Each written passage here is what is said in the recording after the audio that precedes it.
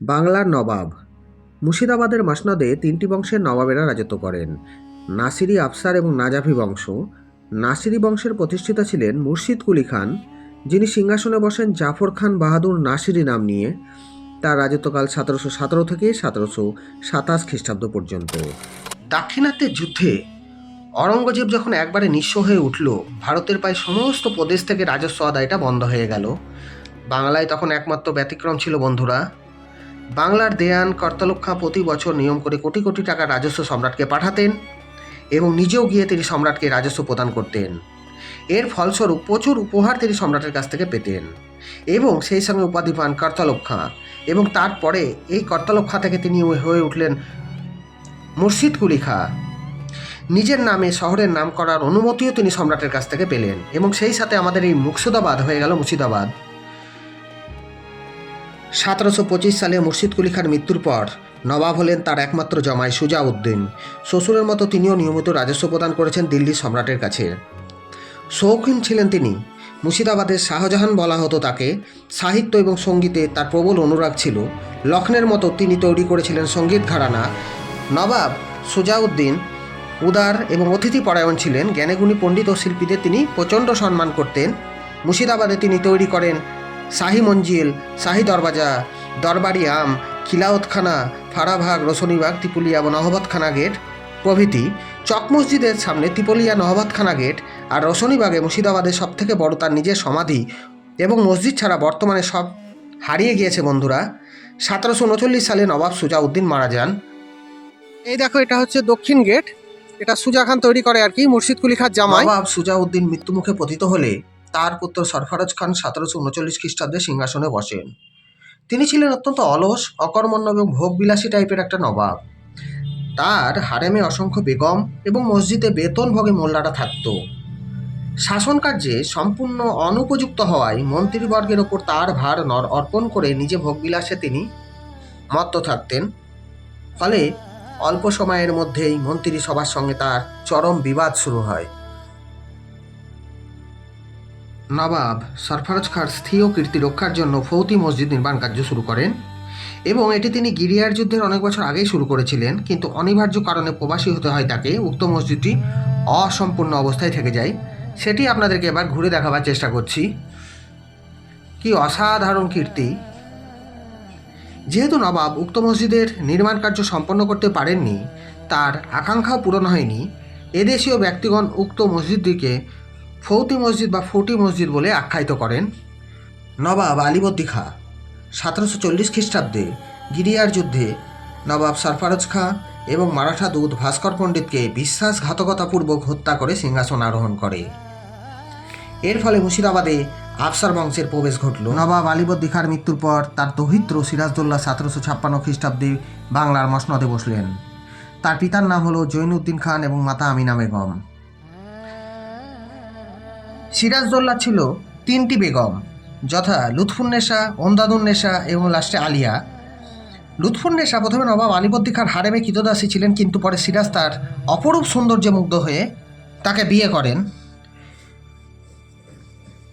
পলাশির যুদ্ধের পর পলাতক অবস্থায় সিরাজ ধৃত হলে লুৎফা তাকে উৎসাহ ও প্রণোদান করেন। খোশবাগে তার সমাধি বিদ্যমান।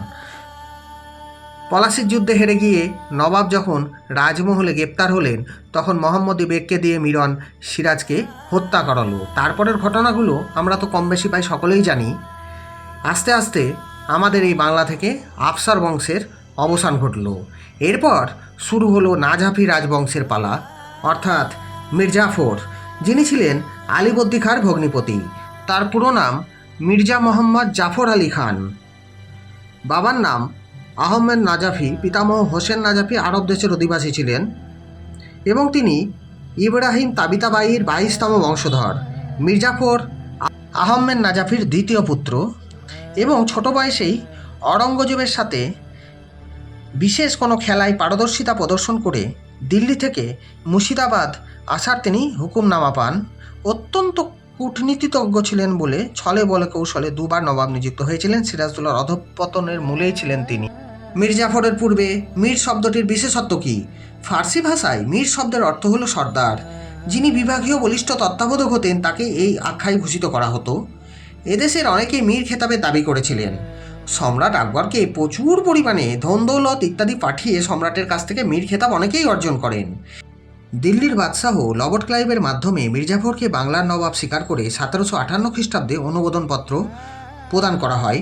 অল্প সময়ের মধ্যে রাজকোষ প্রায় অর্ধশূন্য হয়ে যায় এবং এর ফলে কর্মচারী সৈনিকরা চারদিকে বিক্ষোভ দেখাতে শুরু করে। এই বিদ্রোহ নেতৃত্ব দেন তাহারই বিশ্বস্ত এবং দুর্ধর্ষ সেনাপতি দিল খান এবং আসলত খান। 1765 খ্রিস্টাব্দের 17 জানুয়ারি মির্জাফর পরলোক গমন করেন। জাফরাগঞ্জের মুবারকনামায় তার সমাধি বিরাজমান। মির্জাফরের পুত্র মিরন ছিলেন বিখ্যাত যোদ্ধা।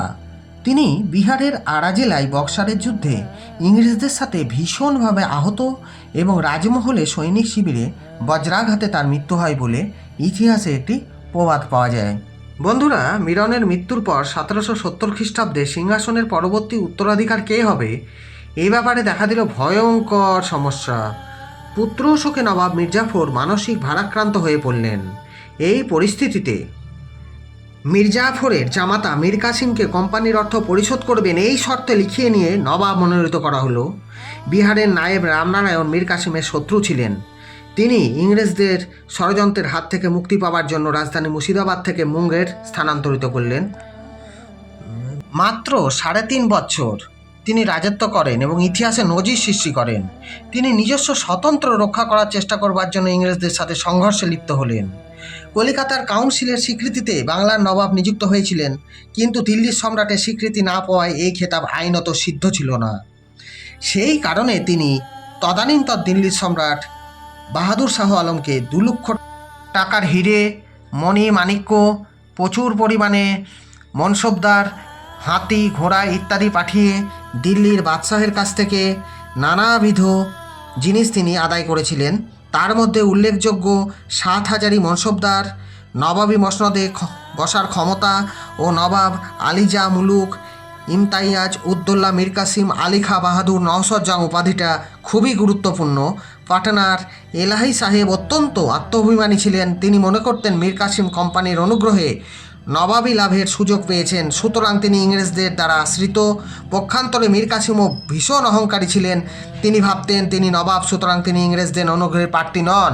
মীর কাসিমের মধ্যে বুদ্ধিমত্তা এবং কর্মদক্ষতার কোনোই অভাব ছিল না, কিন্তু তিনি কোনো স্থাপত্য নির্মাণ করেনি। বন্ধুরা, তার সময় একমাত্র উল্লেখযোগ্য ঘটনা রাজধানী মুর্শিদাবাদ থেকে মুঙ্গেরে সরিয়ে নিয়ে যাওয়া।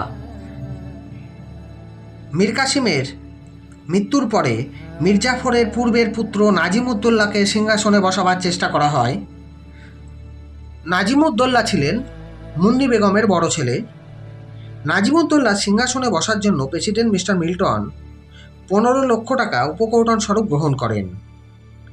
নাজিমউদ্দৌলা রাজ্য পরিচালনার জন্য যতটুকু দক্ষ এবং বিচক্ষণ হওয়ার দরকার ছিল তার মধ্যে কোনোটাই ছিল না। যখন টাকসালটা কলকাতায় স্থানান্তরিত করা হলো, তিনি কিন্তু ইংরেজদেরকে এ বিষয়ে কোনো প্রতিবাদ করেননি। তরুণ নবাব ইংরেজগণের এই সমস্ত কার্যকলাপ মাথা নিচু করে মেনে নেন। 1766 খ্রিস্টাব্দে ইস্ট ইন্ডিয়া কোম্পানি দিওয়ানি লাভ করলে লর্ড ক্লাইভ মতিঝিলে নাজিমউদ্দৌলার সাথে একটি পুণ্যাহ করেন। এই বছরই নাজিমউদ্দৌলা মৃত্যুমুখে পতিত হলেন। জাফরাগঞ্জে তার সমাধি আছে, তোমরা গেলে দেখতেই পারো। নাজিমউদ্দৌলার মৃত্যুর পর তার ছোট ভাই সাইফুদ্দৌলা 16 বছর বয়সে সিংহাসনে বসেন। তার মাতা মুন্নি বেগম অভিভাবক রূপে সমস্ত কিছু পরিচালনা করতেন। দাক্ষিণাত্যে মহীশূরের সুলতান হায়দার আলীর সঙ্গে ইংরেজদের যুদ্ধ বেঁধে গেলে বাংলাদেশে নিদারুণ দুর্গতি দেখা দিল। ইংরেজগণের শোষণে এবং পরপর কয়েক বছর প্রাকৃতিক দুর্যোগে দেশে মহামারী দেখা দিল। বন্ধুরা, তার নাম 76-এর মন্বন্তর। নবাব সাইফুদ্দৌলার মৃত্যুর পর বাব্বু বেগমের পুত্র 12 বছর বয়স্ক মোতানাম উল মুলুক মোবারকদৌল্লা নবাব সৈয়দ মোবারক আলী খান বাহাদুর ফিরোজ জং বাংলার সিংহাসনে বসেন। তিনি 23 বছর কার্যকাল পরিচালনা করেন। তার সময় থেকে মুর্শিদাবাদের অধঃপতন শুরু হয় এবং এই সময় রাজধানী মুর্শিদাবাদ থেকে কলকাতায় স্থানান্তরিত হয়। কলকাতা শ্রীবৃদ্ধি হতে শুরু করে ঠিক এই সময় থেকেই। বন্ধুরা, তার রাজত্বকালে governor general Lord Cornwallis Lucknow যাওয়ার সময় মুর্শিদাবাদে আগমন করেন। এই সময় দিল্লির বাদশাহ মুর্শিদাবাদের নবাব নাজিম মোবারকদৌল্লার প্রত্যয় নিজ কন্যার বিবাহের জন্য ইংরেজ কোম্পানির শরণাপন্ন হলেন এবং এই প্রস্তাব ইংরেজরা অগ্রাহ্য করলেন। 1793 খ্রিস্টাব্দে 6 সেপ্টেম্বর মাত্র 35 বছর বয়সে নবাব মোবারকদৌল্লার মৃত্যু হলো। জাফরাগঞ্জের মোবারকনামায় তাকে সমাহিত করা আছে বন্ধুরা। নবাব মোবারকদৌল্লার মৃত্যুর পর বাবর আলী নবাবের সিংহাসনে বসেন। ইনি সর্বপ্রথম নবাব নাজিম উপাধি গ্রহণ করেন। তার সময় বাংলার গভর্নর জেনারেল ছিলেন লর্ড ওয়েলেসলি। এরপরে একে একে বাবর আলী, আলিজা, ওয়ালাজা থেকে একে একে মুর্শিদাবাদের সিংহাসনে বসেছেন। ইংরেজদের দেওয়া বৃত্তি নিয়ে রাজকার্য চালিয়েছেন। এরা কেউই কোনো উল্লেখযোগ্য স্থাপত্য নির্মাণ করতে উদ্যোগী হননি বন্ধুরা। আমাদের এই মুর্শিদাবাদে নাসরি, আফসার এবং নাজাবি বংশের রাজত্বকাল সম্পর্কে যতটা পারলাম সেই সমস্ত নবাবদের বিবরণ আমি তুলে ধরেছি এই ভিডিওটাতে।